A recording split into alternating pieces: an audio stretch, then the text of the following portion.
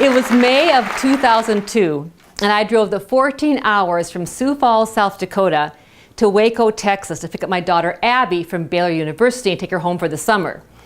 The first 3 hours back of the trip went pretty well, but then a horrible storm came up. We're talking gale force winds, sheets of rain. I was driving a Suburban and my Suburban was shaking.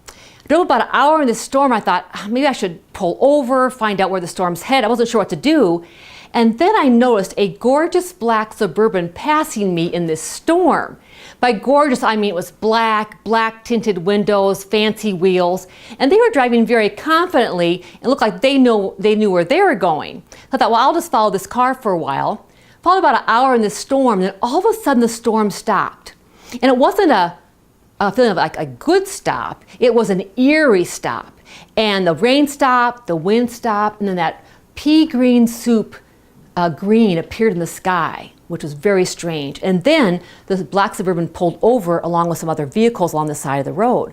So I pulled over behind him. Some guys got out of the car, the driver came out around the front, and I motioned him over and I said, "Sir, I'm not from this area, I'm not really sure what to do. Do you know where the storm's heading? Should I follow you and you go, or should I stay here? You know, what should I do?" And he looked at me very quizzically and said, "Ma'am, I want you to come out of the car, I want you to show you something." And so I got out of the car, I went around the front of the car, and he said, "Look in the sky." And there was a tornado. He said, "Ma'am, you probably don't want to follow us. We are storm chasers." I got back in the car and I told Abby, and Abby said, "Oh, Mom, only you would follow a storm chaser in a storm." We decided that we would switch seats. She's a much faster driver than I. She took over and we put as much distance as we could between those storm chasers and ourselves. In your business and life, are you following or modeling someone else and you're not really sure where they're going?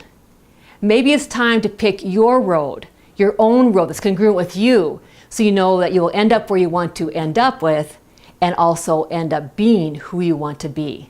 None of us need more tornadoes in our life.